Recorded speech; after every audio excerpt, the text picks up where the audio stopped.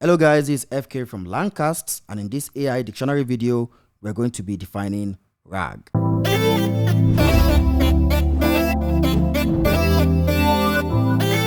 So what is RAG? RAG is simply how you get your private information, mostly private information, into an LLM. Or an information that an LLM is not aware of into the LLM. You see, to better understand why RAG is necessary, we first have to look at how these LLMs are trained. Now, if we get to look at the popular LLMs, let's say the GPTs from OpenAI, the Geminis from Google, and the Claudes from Anthropic. These LLMs are trained up to a certain point. They're trained up to a certain point. I think with GPT 3.5, the one that really first came out, it was trained up to 2021. So that's like its knowledge cutoff date.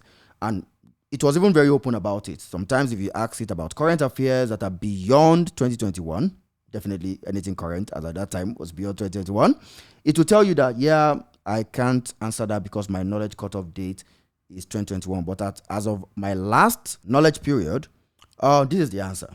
This is the answer. For example, if you ask GPT 4.0 right now, who is the American president, it's still going to tell you it's Joe Biden. It's still going to tell you it's Joe Biden, whereas the American president is Trump. So these models are limited. They are limited in their knowledge base, and they are mostly trained with public data. So sometimes you want to use a large language model for your applications within your organization. You want to use them to build applications for inner tools that you use within your organizations. You want to use them to build, or you just want to use them in-house for things like analysis, summarization, prediction, or all sort of stuff. You want to use them to process stuff in-house. This is where RAG comes in, because let's imagine a company like PwC, a very big consulting company like PwC, auditing and consulting company like PwC, want to use any of these models. First, you definitely have to use an offline version. Make sure you're using an offline version. Don't feed your private information into an online version of any of these LLMs. But yeah, they want to use it in-house, and they want to use it for different types of stuff. It doesn't have knowledge of what PwC has been doing currently or over the years. It doesn't have all those knowledge. So they need to feed those information in so that the language model, whenever they query it for something specific to the organization, it can then take that information into context. So that is RAG. Now let's define RAG. Let us define the acronym RAG, RAG. To understand what RAG stands for, we need to define it backwards. Yeah, we need to look at RAG backwards. RAG is the generation of responses by augmenting the model knowledge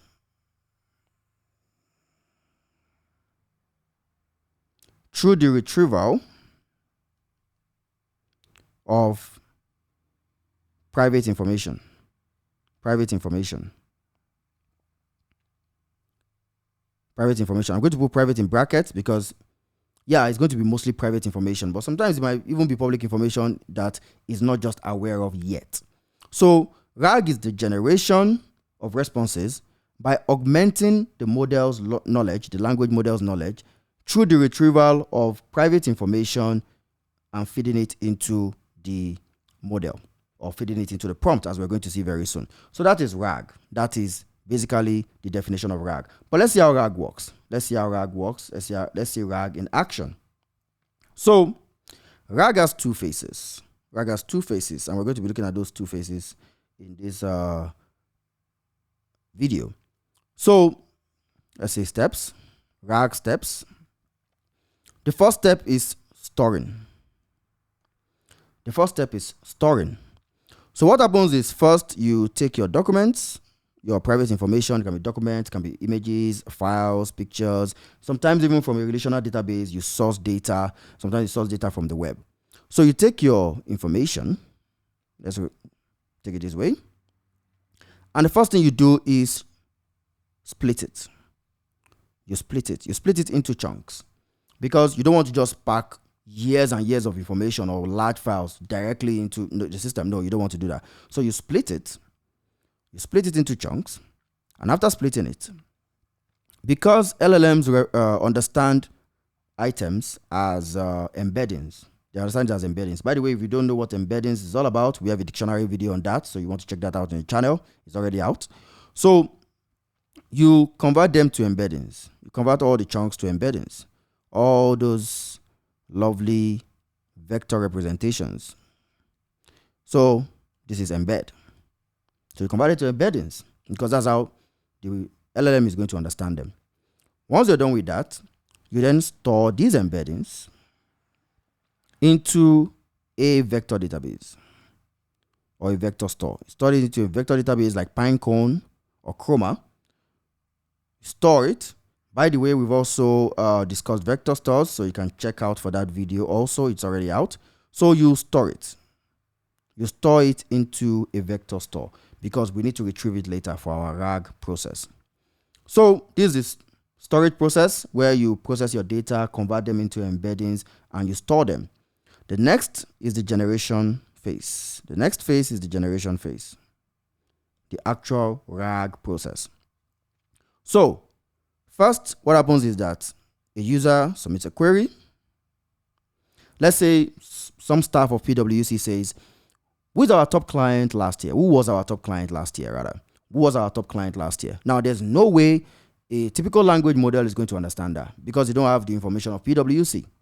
So what happens is that this query goes to the vector database. It goes to the vector database. And based on semantic matching, it retrieves the documents that are relevant to this question. It retrieves all the embeddings that are relevant to this question. Stuff like the clients from last year, the financial records, the profit margins, and stuff like that. Because those are the type of things you need to kind of calculate who was the top client. And any other characteristics that they use to define their top client. So it fetches that. It then packs it. That's both the query and the retrieved documents. It packs them into the actual prompt that is going to go into the LLM. Remember our prompting video, I told you that sometimes the prompt is not just made up of the task, it's often made up of context. So in this place, our docs from our context, the documents that were retrieved from the vector database from our context for this query. You can then feed this to the LLM. Your GPT-4, GPT-01, or the rest, you can feed it into the LLM. The LLM getting this query, which is a task is to perform, and all the context it needs. This is information it doesn't know before. It gets all that, and then it can produce a final answer and tell you, oh yeah, our top client last year was Papa John's. Papa John's was our top client last year. And that's RAG. This is how RAG works. The storing process, where you get all your information, you split them into chunks, you embed them. Most likely you're going to use an embedding model to do your embedding. So you embed them and you store them in a vector store. You store them in the vector store.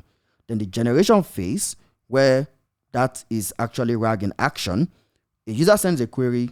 The query requires extra context from private data. So that is retrieved from the vector store and mixed with the query to form your final prompt. And that's the prompt that goes into the LLM, and then you have your answer. Awesome. So that is how RAG works. Retrieval Augmented Generation. You are able to take information that the LLM is not aware of and pass it into it to form context so that it can give you relevant answers based on your queries. And that is RAG.